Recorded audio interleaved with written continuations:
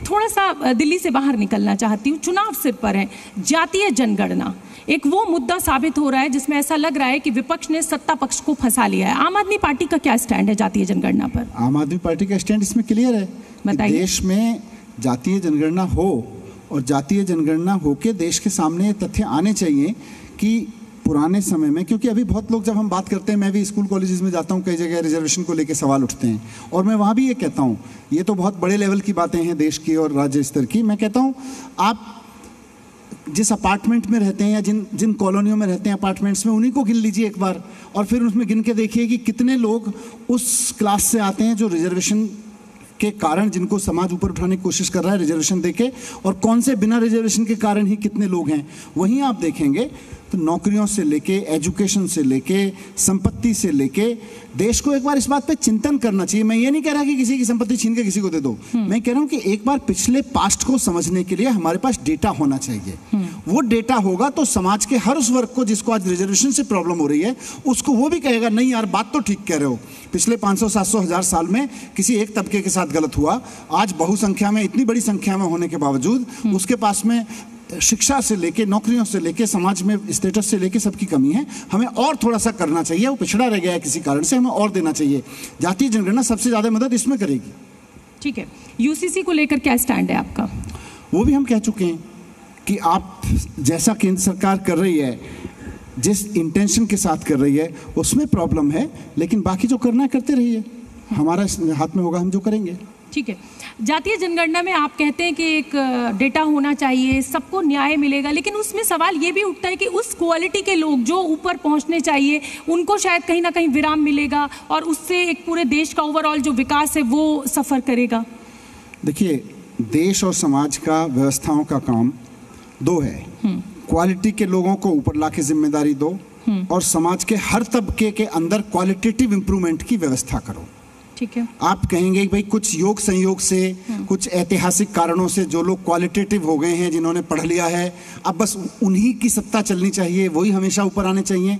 भाई मेरे गांव में, मैं जिस जाति से आता हूँ, मेरी जाति के पास, मेरे परिवार के पास खेती थी, लेकिन उसी गांव में कुछ लोगों के पास में, मैंने देखा है, मैं बचपन में गांव में रहता था, सिर्फ इसलिए खेती नहीं थी क्योंकि वो दूसरी जाति से बिलोंग करते थे।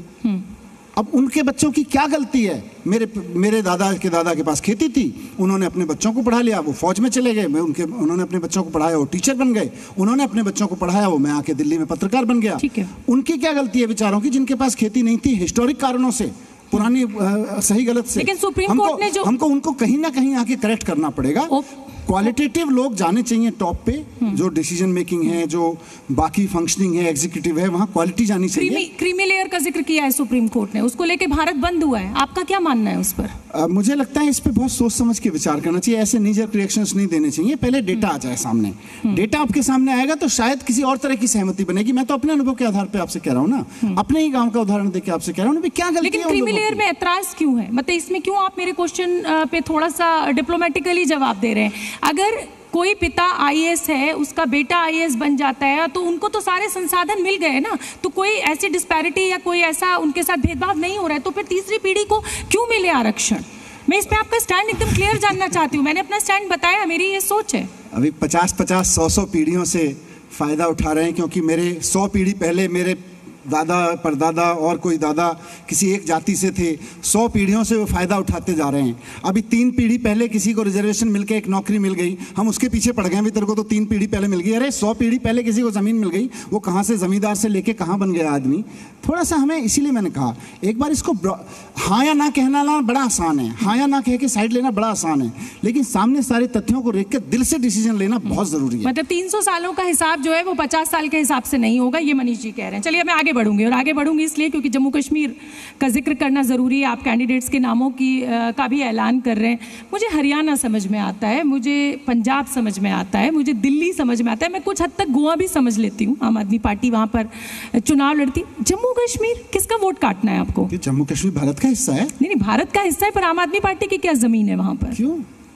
कश्मीर से लेके कन्याकुमारी तक आप किसी ढाबे पे चले जाइए, लोगों से मिल लीजिए, लोग कहेंगे आप दिल्ली से हो? अच्छा दिल्ली से हो, वहाँ केजरीवाल जी एजुकेशन पे अच्छा काम कर रहे हैं, उनसे आप पूछो इधर आएगा तो इधर भी वोट देंगे।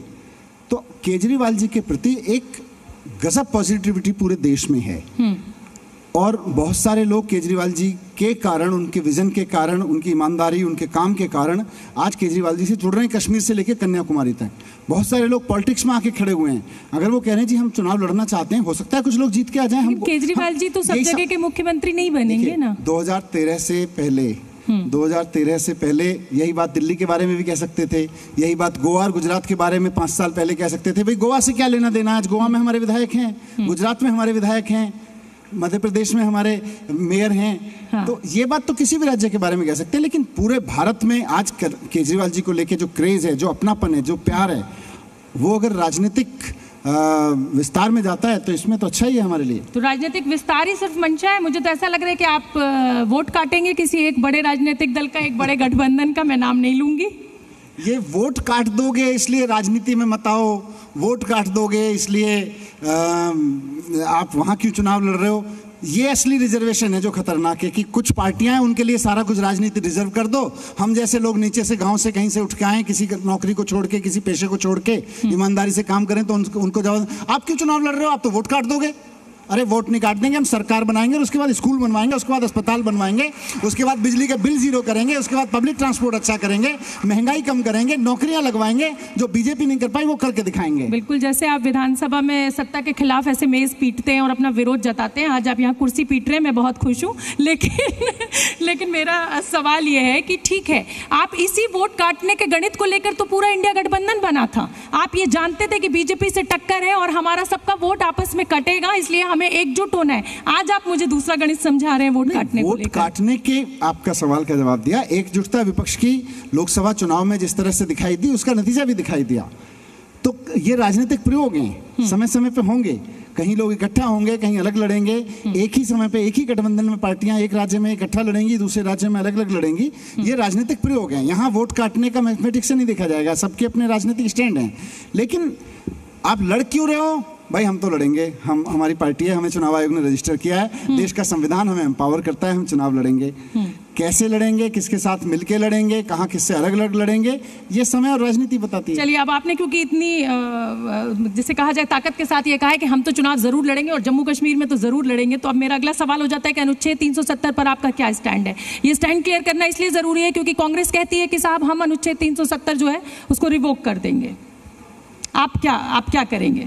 370 जी, अनुच्छेद 370 को लेकर आम आदमी पार्टी की क्या लाइन है? हमने पहले दिन कहा, कश्मीरी ये कहता है कि साहब ये हमारे अस्तित्व की लड़ाई है और जितनी नाराजगी कश्मीरी, ऐसा विपक्ष कहता है। हालांकि मैं कश्मीर गई हूँ, मैंने ऐसा कुछ सुना नहीं, लेकिन विपक्ष ये कहता है। आपकी क्या लाइन है? कश्मीरी भी भारतीय है, कश्मीरी को भी वही चाहिए जो एक आम भारतीय को चाहिए, क्योंकि वो भी एक आम भारतीय है।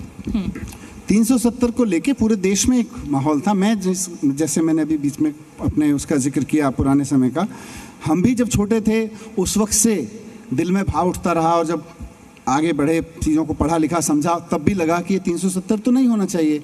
और 370 हटा तो सबको अच्छा लगा। जब 370 हटाया गया तो हमने तारीफ की उसकी कि हाँ 370 हटाया, अच्छा किया। लेकिन जब जम्मू कश्मीर को यूटी बनाया, वहाँ प्रॉब्लम है। आप उसको केंद्र शासित राज्य क्यों बनाना चाहते हैं? आप उसको राज्य के रूप में रखिए ना। आप तो पूरे देश के राज्यों को उठा के केंद्र शासित राज्य की तरह से बदल दे रहे हैं। ये एक भारत श्रेष्ठ भारत के लिए लेकिन मनीष जी, इस फैसले को आप ऐसे क्यों नहीं ले रहे? बीजेपी कोई मतलब जब तक हिंदुस्तान रहेगा तब तक सत्ता में थोड़ी रहेगी। हो सकता है कभी आपकी सरकार बने, आप प्रधानमंत्री हो। कोई किसी की भी सरकार हो, कल को मैं भी प्रधानमंत्री हूँ, मेरे पॉइंट ऑफ व्यू से भी गलत होगा कि देश के एक राज्य के लोग अपनी राज्य सरकार चुने, उसके बारे में होम मिनिस्टर तय करेंगे। दूसरे राज्य के लोग चुने तो वहाँ चीफ मिनिस्टर एम्पावर्ड है। ये मॉडल ही खतरनाक है। ये एक भारत श्रेष्ठ भारत के लिए सबसे खतरनाक मॉडल मैं आज बता रहा हूँ, आपके मंच पे बोल रहा हूँ। बाकी सारी चीजें, राजनीतिक लड़ाइयाँ चलती रहेंगी। एक भारत श्रेष्ठ भारत के लिए सबसे बड़ा खतरनाक मॉडल ये है कि केंद्र सरकार सुपर पावर लेती चली जाए, राज्यों की पावर छीन छीन के अपने पास रखती चली जाए। ये एक भारत श्रेष्ठ भारत नहीं बनेगा, इस संविधान के खिलाफ है।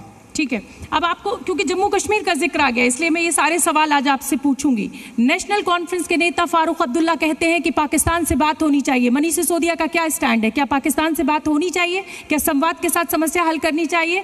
या जो मोदी की लाइन है कि न खेलेंगे और न खाएंगे, मतलब हम आपसे कोई संबंध नहीं रखेंगे जब तक आप आतंकवाद है, लाइन क्या है आपकी? देखिए, मैं अपने बारे में स्पष्ट कर दूं, मैं अपने देश की सरकार के साथ हूँ इंटरनेशनल किसी भी मामले पे। मेरे देश की सरकार सोच समझ के जो भी फैसला लेगी, मैं हमेशा सरकार के साथ रहूंगा। मोदी के साथ हैं आप? मुझे किसी के भी लेकिन कोई अच्छा नहीं करेगी, मैं उसके खिलाफ खड़ा हूंगा, जाके उससे बात भी करूंगा, उसको लिखूंगा भी। दूसरी बात, मेरी औकात नहीं है अभी मैं राष्ट्रीय मुद्दे पे उस पे बात करूं। मैं तो यहाँ बात कर रहा हूँ, मैं दिल्ली की बात कर रहा हूँ। लेकिन सर, जब आप जम्मू कश्मीर के बीच में, जनता के बीच में जाएंगे तो आपको पाकिस्तान पे तो जवाब देना पड़ेगा, लाइन तो अपनी तय करनी पड़ेगी। मेरी बात पूरी होने दीजिए जी। पाकिस्तान से बात करनी है नहीं करनी है भारत सरकार तय करे। देश की जनता भारत सरकार चुनती है कि पाकिस्तान के क्या संबंध होंगे। वो मुझे मेरी छोटी समझ में अच्छा लगेगा, मैं ताली बजाऊंगा, खराब लगेगा मैं क्वेश्चन करूंगा, जैसे जिस प्लेटफॉर्म पे हो सकेगा उस पर मैं क्वेश्चन करूंगा। लेकिन मैं कह रहा हूं कश्मीर में जब आप पाकिस्तान पे बात करें तो ये भी बात करें कि हर कश्मीर के बच्चे को अच्छा सरकारी स्कूल मिलेगा कि नहीं मिलेगा, हर कश्मीर के इंसान को वहां पे अच्छा अस्पताल मिलेगा कि नहीं मिलेगा, हर कश्मीर के लड़के को नौकरी, लड़की को नौकरी मिलेगी कि नहीं मिलेगी। इस पे बात नहीं करना चाहते, इसलिए सिर्फ और सिर्फ पाकिस्तान के बारे में बात करके हम चुनाव लड़ना चाहते हैं, वो गलत है। कश्मीर में जब चुनाव हो तो स्कूल पे भी हो, अस्पताल पे भी हो, नौकरियों पे भी हो, बिजली की महंगाई पे भी हो, सारी चीजों पे होना चाहिए।